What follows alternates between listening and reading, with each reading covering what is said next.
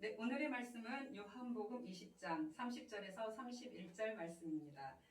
예수께서 제자들 앞에서 이 책에 기록되지 아니한 다른 표적도 많이 행하셨으나 오직 이것을 기록함은 너희로 예수께서 하나님의 아들 그리스도이심을 믿게 하려 함이요 또 너희로 믿고 그 이름을 힘입어 생명을 얻게 하려 함이니라.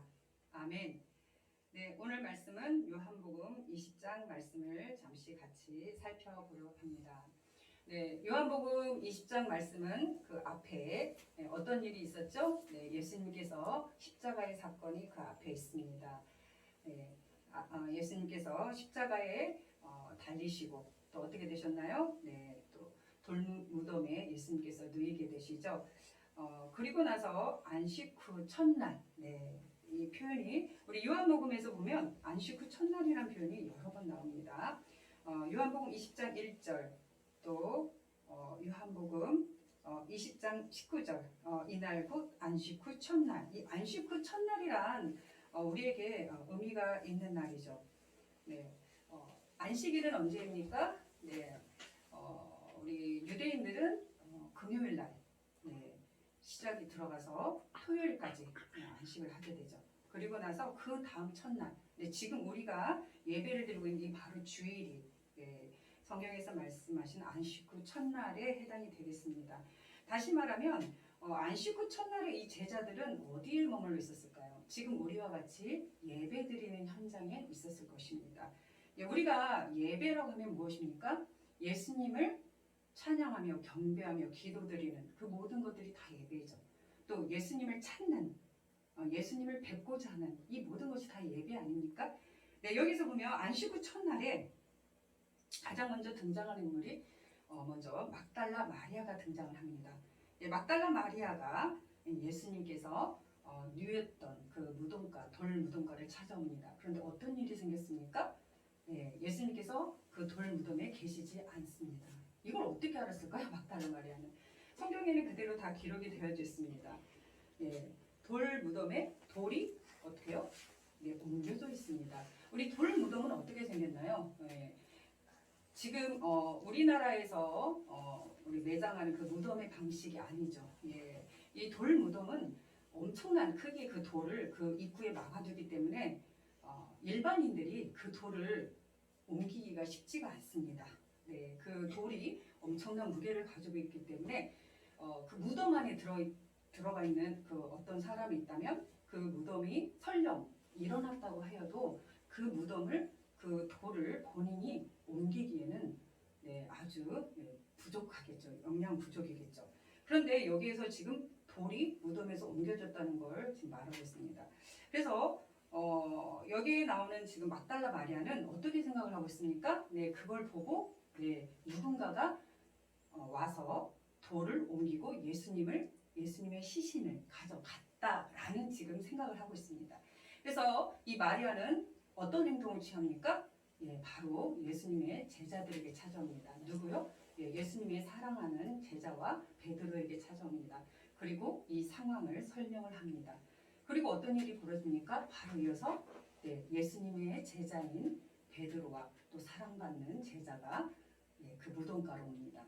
역시 막달라 마리아 말처럼 돌은 옮겨져 있었습니다. 그리고 예수님의 시신은 어디로 갔을까요? 여러분들도 네, 곰곰이 생각해 보시기 바랍니다. 예, 예수님이 누워 계시던 자리에는 무엇만 남아 있습니까? 그러니까 네, 세마포만 남아 있고 그리고 예, 예수님의 머리를 쌌던 수건과 세마포만 그 자리에 놓여 있습니다.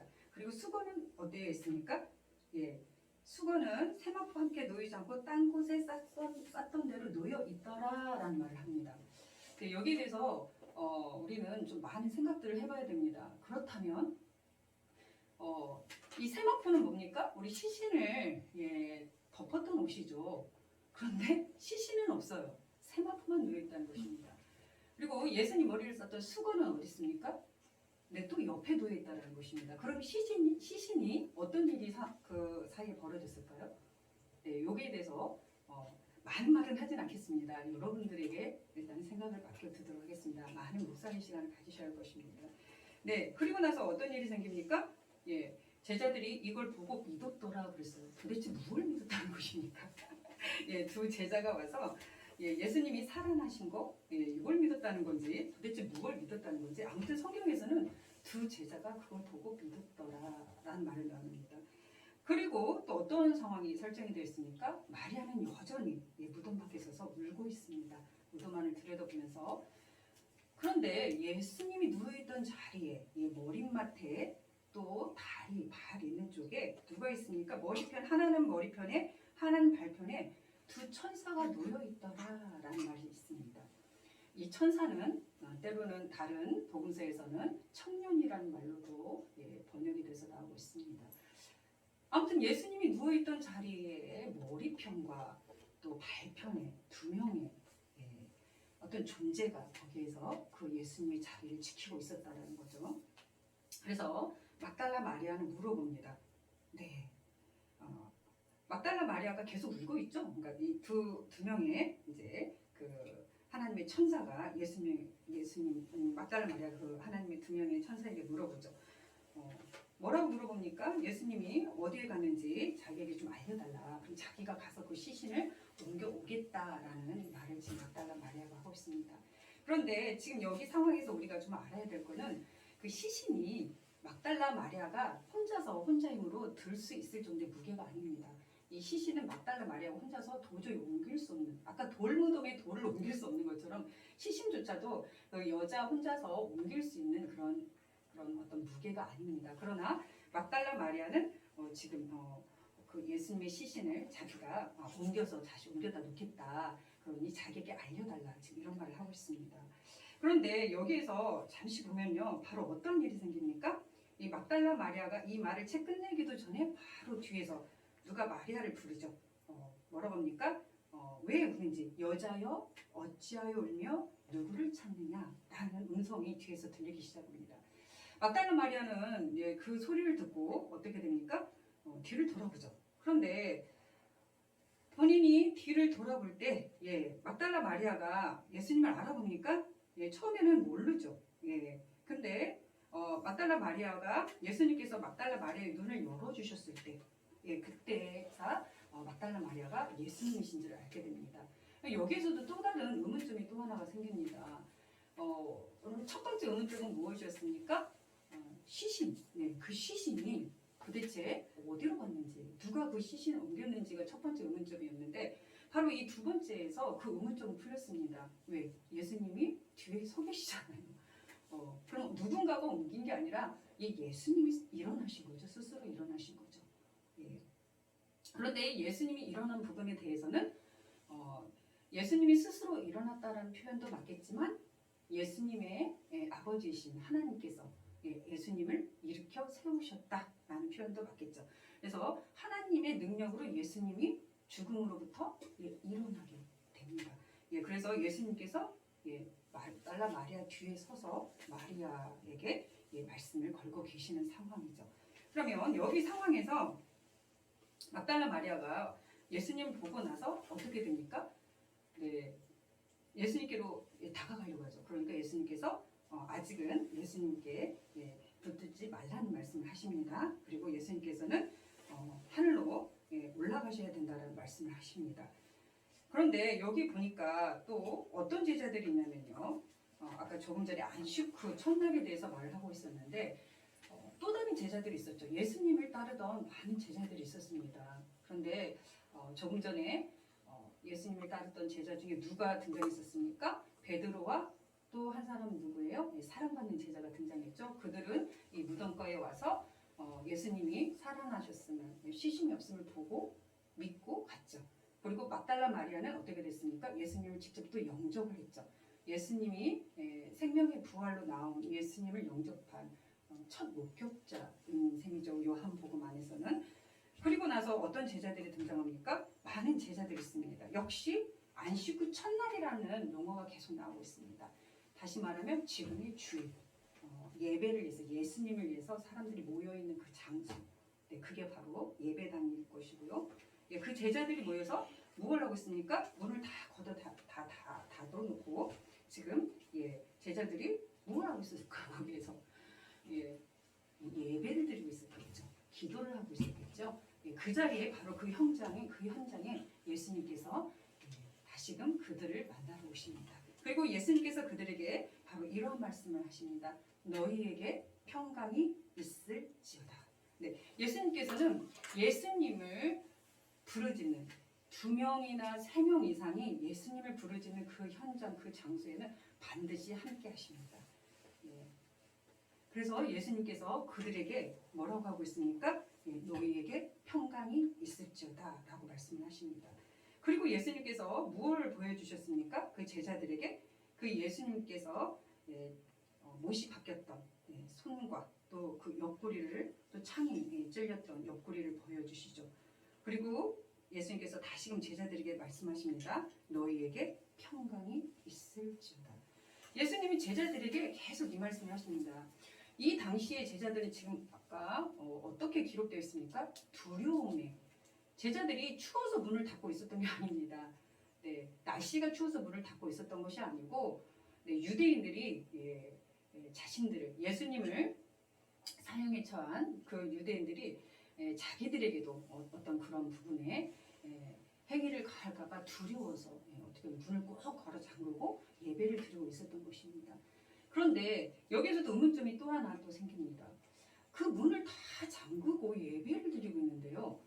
예수님께서 아까 어디에서 등장하시죠? 예수님 등장하는 장면 다시 한번 잠깐 가볼까요? 요한복음 20장 19절입니다. 유대인들을 두려워하여 모인 곳에 문들을 닫았더니 예수께서 오사 가운데 서서 이르시되, 지금 그랬어요. 예수님께서 문을 두드렸다고 하지 않았습니다.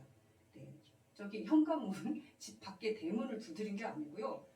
이들은 예배를 드리고 있는데 예수님께서 그 가운데 오셨다고 했습니다. 그럼 예수님이 혹시 천장을 뚫고 들어오셨을까요? 천장이 높은데? 네. 그러한 표현이 여기에는 언급이 되어 있지 않습니다. 그래서 예수님의 현존에 대해서 우리가 많은 부분을 생각을 해야 됩니다. 예수님이 돌아가시기 전에는 우리처럼 육의 몸을 가지고 계셨죠. 육의 몸을 가지고 계셨습니다. 이 육의 몸은 이 벽을 통과할 수 없죠. 이 몸을 가지고 지금 현재 우리의 몸으로는 벽을 통과할 수 없는 그런 몸의 상태입니다. 그런데 예수님께서 부활로 나와 오셨을 때는요. 처음에 언급했던 것처럼 무덤가에 세모포가 놓여 있고 수건이 놓여 있었습니다. 예수님이 그걸 어떻게 빠져나오셨을까요? 잘 생각을 해보셔야 되고, 왜 막달라 마리아는 처음에 예수님의 모습을 못 알아봤을까요? 그리고 예수님이 눈을 열어줘서야 예수님인 줄을 알아봤을까요? 여기에 대해서도 한번 생각해 보시고, 그 다음에 제자들이 모인 가운데 예수님이 그 자리에 임하셨다. 예수님은 어떻게 오셨을까? 그럼 예수님의 형체에 무슨 변화가 있었다는 것입니다. 지금의 우리가 가지고 있는 이 몸의 형체와는 다른 형체의 변화가 있었다는 것입니다. 과연 그 형체가 어떤 형체였는지 그거에 대해서 우리는 많은 묵상을 하여야 할 것입니다. 그리고요, 예수님께서 또 하나 우리가 요한복음에서 놓치지 말아야 할 부분에 중요한 부분이 있습니다. 20장 23절 말씀입니다. 예수님께서 제자들을 만났을 때는 바로 이 부분을 예수님께서 말씀하십니다. 첫 번째 예수님께서 제자들에게 하셨던 말씀 뭡니까? 평강에 대해서 언급을 하셨습니다. peace. 평강을 가질지어다. 예수님께서 제자들의 그 두려워 떨고 있는 제자들에게 먼저 평강할 것을 언급을 하시고요. 두 번째로 예수님께서 하신 말씀이 있습니다. 당부의 말씀은 너희가 누구의 죄든지 사하면 사하여질 것이요 누구의 죄든지 그대로 두면 그대로 있으리라. 바로 죄사함의 권세를 주십니다.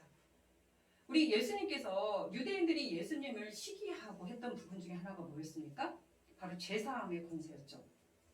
그가 누구이기에 죄를 사하는 권세가 있단 말이냐. 바로 이것 때문에 예수님께서 유대인들의 많은 시기와 질투의 대상이 되셨습니다. 예수님께서 하나님으로 받은 그 권세를 누구에게요? 이 제자들에게 주십니다. 제자들에게 어떻게 나눠주시죠? 조금 더 위로 올라가겠습니다. 요한복음 21절부터 22절까지 말씀을 다시 한번 공독하겠습니다. 예수께서 또 이르시되 너희에게 평강이 있을지어다. 아버지께서 나를 보내신 것 같이 나도 너희를 보내노라. 이 말씀을 하시고 그들을 향하사 숨을 내쉬며 이르시되 성령을 받으라. 지금 여기에 보면 삼위일체 하나님이 다 언급이 되고 있죠. 예수님은 누구로부터 왔다고요? 하나님 아버지로부터. 그리고 그 예수님께서 우리에게 누구를 보내주세요? 성령님. 성령님. 그래서 성령을 받으라 라고 정확하게 말을 하고 있습니다. 여기에서 예수님께서 성령을 받으라 라고 하시면서 어떤 부분에 권세를 주셔요? 죄사함의 권세를 주십니다. 그래서 우리가 예수님과 우리가 예배함에 영접할 때 어떠한 일이 생기냐? 우리가 예배드린 현장에 바로 이런 일이 생깁니다. 여러분들이 살아오면서 두려워하는 부분 있습니까? 어떤 재정적인 부분 또는 사람들하고 관계 또는 건강상의 문제, 여러분들이 무언가를 두려움이 반드시 있을 것입니다. 그런 두려움에 대해서 예수님 뭐라고 언급하십니까? 오늘 우리가 예수님을 예배할 때, 영접할 때 예수님 그 현장에 나타나셔서 바로 우리들에게 평강을 언급하십니다. 예수님 안에서의 평강을 첫 번째로 언급하시고요. 그런데 그 평강이 우리 안에 그대로 남아 있으려면 어떠한 일이 있어야 됩니까? 바로 죄사함이 일어나야 됩니다. 이 죄사함은요, 우리에게 너무나 중요한 부분입니다. 우리 안에 평강이 있지 못하는 부분은 사실은 우리 안에 다른 사람을 용서하지 못하는 마음이 있기 때문에 평강이 있지 못하는 경우가 많이 있습니다. 우리가 누군가를 용서하지 못하면 그 안에 분노, 시기, 질투, 또 아주 모든 좋지 못한 감정들이 우리 안에 많이 남아져 있습니다. 그게 때로는 질병으로 나타나기도 하고요. 또 어떤 재정의 손실로 나타나기도 하고요. 또 어떤 관계의 끊어짐으로 나타나기도 합니다. 이런 모든 부분들을 예수님께서는 어떻게 해요? 용서해라, 죄를 사해라 라고 권면을 하십니다. 바로 우리가 평강하기 위해서는 이 죄사함의 권세가 바로 거기에 있어야 되는 것입니다. 예수님으로부터 받은 그 죄사함의 권세를 우리는 반드시 사용을 해야 할 것입니다. 지금 이 순간 여러분들께서 마음의 평강이 깨지신 분 있습니까? 일단은 그 평강이 깨진 부분이 무엇인지를 찾아내야 됩니다. 그 원인이 어떤 재정적인 부분인지 건강상의 문제인지 또는 어떤 사람과의 관계에 깨어짐의 문제이든지 간에 그 안에 보면 우리가 무언가를 용서치 못했던 그 마음이 그거를 꽉 붙들고 있습니다. 먼저는 그 붙들고 있는 거를 매듭을 풀어야 됩니다. 우리 마태복음 18장 18절에서 20절 사이에서 보면 뭐라고 그러니까 이 땅에서 매이는 것은 하늘에서도 매일 것이요 이 땅에서 풀리는 것은 하늘에서도 풀린다고 했습니다. 우리 그 말씀을 잘 보면 하늘에서 풀리면 이 땅에서 풀린다고 안 했습니다. 말씀을 잘 보세요. 먼저 이 땅에서 풀어야 됩니다. 그때 하늘에서 풀린다고 했습니다. 우리가 어떤 무엇에 이 땅에 어떤 것에 감정적으로 묶여 있을 때 하늘에서도 묶이게 되어 있습니다. 먼저는 이 땅에 있는 것을 풀어야 됩니다. 조금 전에 말했던 그게 재정이든지 건강상의 문제든지 사람의 관계의 문제든지 아직 풀리지 않은 부분이 있다면 먼저는 내가 그 죄사함의 권세를 가지고 그걸 먼저 풀어야 됩니다. 이걸 풀었을 때 하늘의 권세로 하늘 영역에서 풀어지는 그러한 역사가 일어나는 것입니다. 오늘 한 가지만 더 보고 갈 건데요. 사실은 여기서 이제 도마라는 제자가 등장합니다. 조금 전에 그 예배 현장에 같이 참여하지 못했던 그 도마가 제자들로부터 예수님이 살아나셨다라는 그 말씀을 듣게 됩니다. 근데 도마는 어떻게 됩니까? 의심이 많은 도마예요. 그죠? 의심이 많기 때문에 자기가 직접 보지 못하고 내가 직접 듣지 못하면 나는 믿지 못하겠노라라고 합니다. 이러한 도마를 볼 때 저는 이전의 저의 모습이 떠오릅니다. 저도 많은 사람들이 예수님을 믿고 또 예수님에 대해서 선포할 때 사실은 저도 처음에 저희 집안은 기독교 집안이 아닙니다. 많은 우상으로 그런 부분에 묶여있던 그런 집안입니다. 그러다 보니까 저는 제가 가족들로부터 예수님에 대한 그런 어떤 소개를 전혀 받지를 못합니다. 그러나 예수님께서는 제가 미취학 때부터 끊임없이 교회로 저를 불러다 놓으셨습니다. 그러나 불러다 놓을 때마다 저희 가정 안에서는 예수님을 믿는 사람이 단 한 사람도 없었습니다. 그러다 보니까 다시금 세상으로 돌아오고를 매년마다 반복을 합니다. 그러다가 이제 청년부가 되면서 이제 예수님과 이제 인격적인 만남을 갖게 되는데요. 그 만남을 갖기 전까지 얼마나 많은 믿지 못하는 그런 마음이, 불신의 마음이 있었겠습니까? 저는 어느 날은 제가 무릎 꿇고 앉아서 예수님 보여줄 때까지 제가 기도할 거라고 제가 말합니다. 몇 시간을 붙잡고 기도합니다. 정말 살아계시다면 한번 나타나 보세요. 제 앞에 나타나 보시면 내가 믿겠습니다. 그때 제 모습이 마치 이 도마의 모습 같습니다. 저도 그러던 시절이 있습니다. 그래서 예수님께서 정말 제 앞에 나타나서 저를 만나주시고 저를 잡아주시고 저랑 이야기를 나눠주시면 제가 예수님을 믿겠습니다 라고 말합니다. 그런데요, 저는 그것도 나쁘다고는 생각하지 않습니다. 왜냐하면 정말 예수님께서 나타나 주시고 만나 주시더라고요. 여러분께서 이 도마와 같은 모습도 저는 사실은 권면을 합니다. 그러나 예수님께서는 뭐라고 말씀하시냐면요, 이렇게 말씀하십니다. 요한복음 20장 29절에서 보면요, 너는 나를 본고로 믿느냐? 보지 못하고 믿는 자들은 복되도다. 그렇다고 해서 도마의 믿음이 복되지 않다고 할 수 있을까요? 이미 예수님을 영접하고 예수님을 믿는 그 순간 도마에게는 이미 하나님의 복이 임했습니다. 그러나 예수님께서는 도마와 같이 꼭 예수님을 영접하고 만나고 직접 손을 잡아보고 직접 얘기를 나눠보고 하는 것 또한 예수님께서는 그렇게 만나는 믿음 또한 중요하게 생각하시겠지만 여기에서 말씀하신 것처럼 그렇게 예수님과 직접 만나보지 못했다고 해도 직접 말씀을 나눠보지 못했다고 해도 누구를 통해서요? 오늘 이 말씀에서 잘 보면 조금 전에 우리가 그 답이 있습니다. 예수님께서 제자들에게 누구를 보내셨냐면요, 성령님을 보냈습니다. 성령님이 하는 역할이 있죠. 성령님을 통해서 우리가 예수님을 믿도록 믿을 수 있는 그 믿음이 우리 안에 나타나는 것입니다. 성령님을 통해서 지금 이 말씀, 이 요한복음 20장의 말씀을 믿을 수 있다면 여러분들은 이미 예수님께서 여러분과 함께 하시는 것입니다. 네. 이 말씀 자체를 믿기가 얼마나 어렵습니까? 죽었던 사람이 살아났대요.